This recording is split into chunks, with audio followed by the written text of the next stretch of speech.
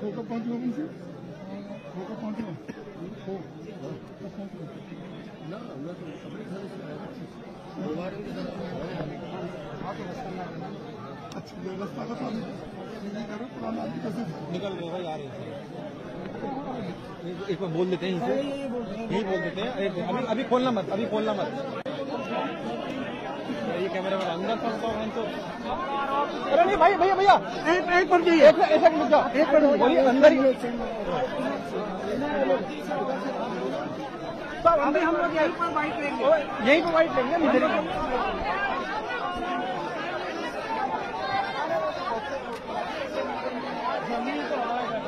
अरे जमील भाई खुलेगा कहाँ है?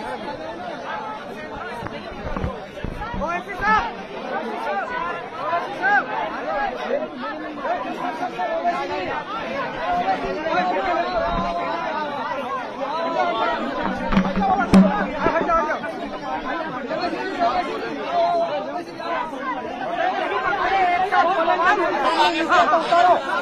मीडिया को जाएगा लोगों का।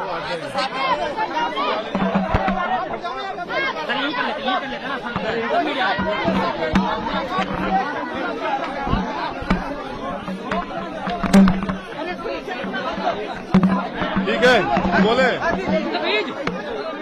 बोले।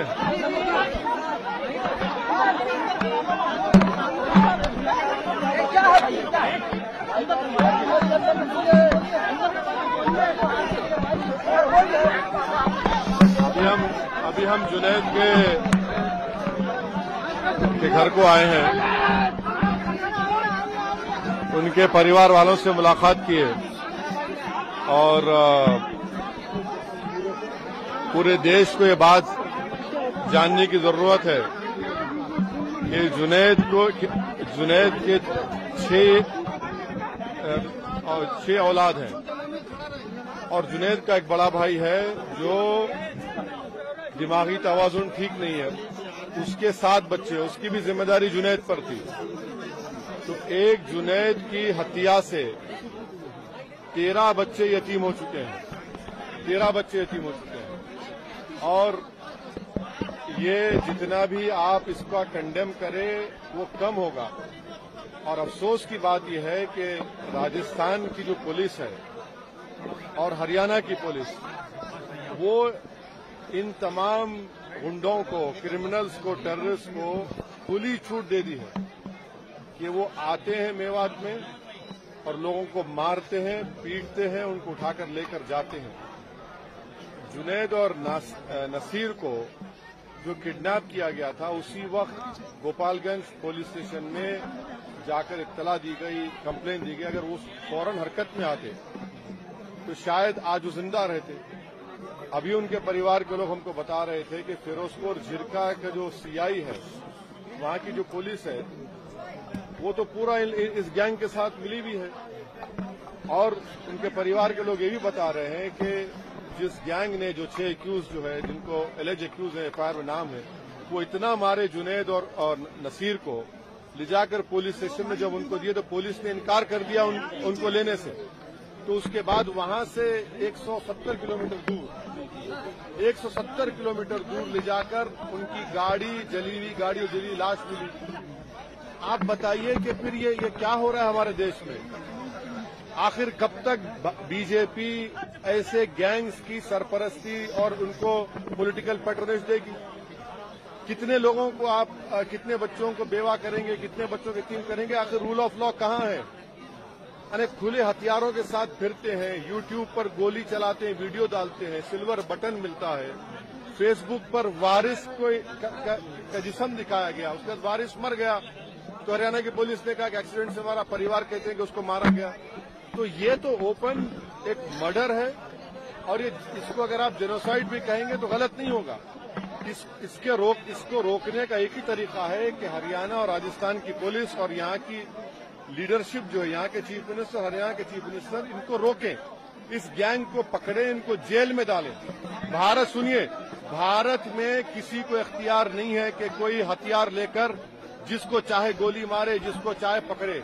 ये विजिलेंटीज है जिसको ये विजिलेंटीज हैं जिनको खत्म करना जरूरी है, वरना रूल ऑफ लॉ खत्म हो जाएगा। अदालत को ताला डालना पड़ेगा, पुलिस को रिटायर करना पड़ेगा अगर नहीं रोका जाएगा तो। क्या नहीं है? आप अंदर हमको बताया गया कि आकर शराब पीकर मेवात के लड़कियों को छेड़ते हैं, जब किसी ने रोका तो वो बच्चे भी जेल में है, जेल में है वो। 3 दिन हो चुका, 2 स्टेट की पुलिस है, राजस्थान हरियाणा, नहीं पकड़ सकते, क्योंकि इन जालिमों को, इन टेररिस्ट को पुलिस का और पॉलिटिकल लीडरशिप का पैट्रोनेज है। जब तक सियासी लीडरशिप इनके साथ रहेगी इनको कुछ नहीं होगा। आप लिख के रख लीजिए हमारी बात। तो क्या कहा आपने? देखिए आपको फर्क दिख रहा है, मुझे कोई फर्क नहीं नजर आ रहा है। जहां पर मुसलमानों की बात आती है, जहां पर गौ रक्षक की बात आती है, सब के सब एक हो जाते हैं। अगर गोपालगंज की पुलिस को जब कंप्लेन दिया गया था, वो फौरन हरकत में आते तो वो बॉर्डर क्रॉस नहीं करते, उसको रोक लिया जाता। अरे सुनिए, ये उसको पॉलिटिसाइज वही लोग कर सकते हैं जिनमें इंसानियत मर चुकी है। अगर आप इंसाफ दिलाना चाहते हैं तो इन सो कॉल्ड गौ रक्षक जहां कहीं विदेश में है, इनको रोकिए, वरना पुलिस के जितने आप रिटायर कर दीजिए, कोर्ट्स को बंद कर दीजिए, क्या जरूरत है? इनके हवाले कर दीजिए। आप पुलिस की बात करें, मोनू मानेसर जो इसमें आरोपी है, वो हरियाणा पुलिस के कई अधिकारियों के साथ मीटिंग करते हुए, वो जिस शख्स का आपने नाम लिया, वो कासिम को 12th स्टैंडर्ड के लड़के को गोली मारता है, एफआईआर में नाम है, फिर भी नहीं पकड़ रही पुलिस उसको। जिसका आपने नाम लिया, उसने वारिस को पकड़कर उसके वारिस के मुंह से खून बह रहा था, फेसबुक पर लाइव किया, उसके बाद डिलीट कर दिया। ये तमाम सुनिए, ये तमाम जालिमों को, टेररिस्ट को पॉलिटिकल पैट्रोनेज है। मैं देश के प्रधानमंत्री से डिमांड करता हूं कि आपकी पार्टी, आपकी सरकार इन लोगों की मदद करना छोड़िए। पुलिस अगर अपना काम नहीं करेगी तो फिर कौन करेगा? अगर आपकी पॉलिटिकल लीडरशिप काम नहीं करेगी तो देश तो फिर इन विजिलेंटी से चलेगा। साहब क्या लग रहा है कि पॉलिटिकल पार्टी से पॉलिटिकल लेने की कोशिश कर रही है? भाई साहब, चाहे वो कांग्रेस हो, बीजेपी हो, देखिए, इन पीड़ित परिवार का एक ही डिमांड है कि उनको सबसे पहले उनको गिरफ्तार किया जाए और एक स्पेशल कोर्ट के जरिए उन पर केस चलाया जाए और उनको सजा मिले। और चौथी बात यह है कि ये जो जुल्म हर महीने या 10 दिन में होता है, ये बंद होना चाहिए। इन मेवात के मियों पर, ये गरीब हैं, इन पर आप आकर मारते हैं। और डेटा क्या बताता है? डेटा ये बताता है कि भारत में भैंस बढ़ रही है और गाय कम हो रही है। कैसे कम हो रही है? फिर आप इनको रोकिए। ये होते कौन है कि अपने हाथ में कानून लेंगे? ये जिसको चाहे मारेंगे, जिसको चाहे मर्डर कर देंगे। मेवात के इलाके की बात है, कहीं और भी ऐसी घटनाएं बहुत सी जगहों पर, कहाँ नहीं हो रहा है।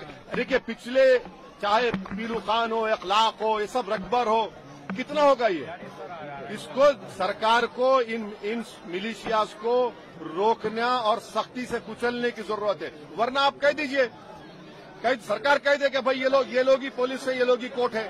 उसके बाद देखिए क्या होता है। फिर क्या आप किस राह पर लेकर जाएंगे? ये लोग रेडिकलाइज हो चुके हैं और ये जो मार रहे हैं मुसलमानों को, रेडिकलाइज हो चुके हैं लोग, हाईली रेडिकलाइज हैं ये लोग। कौन कर रहा है? ये अरे कौन कर रहा है? बीजेपी कर रही है इनको, बीजेपी सपोर्ट कर रही है। कांग्रेस की सरकार खामोश बैठी है। अगर कांग्रेस की सरकार वहां पर फौरन एक्शन लेती, इनको बचा लेती, रोक देती, कुछ नहीं कर रहे हैं आप। अरे कांग्रेस, अगर बीजेपी माहौल खराब, चलिए मैं अशोक गहलोत से कह रहा हूं कि पुलिस को भिजाइए हरियाणा में, उन तमाम बदमाशों को उठाकर लेकर आइए। आप नहीं जा सकते, पुलिस नहीं जा सकती हरियाणा को। आप नहीं, जब आपने एफआईआर में नाम लिख दिया, जाइए पीटी वारंट लेकर उठाकर लाइए उनको। कौन रोक रहा है आपको? उनको अरे वो चुनाव की बात नहीं है। नहीं, ये चुनाव की बात नहीं है। नहीं, ये चुनाव की बात नहीं है। ये चुनाव की बात नहीं है, ये इंसानों की जान की बात है। अरे छोड़िए भाई, सत्ता की लड़ाई नहीं है, ये जान बचाना है, देश को बचाना है, वरना अगर ये बढ़ता जाएगा तो फिर याद रखिए किसी को भी गोली चला देंगे, किसी को पकड़ लेंगे, किसी को मार देंगे। चलिए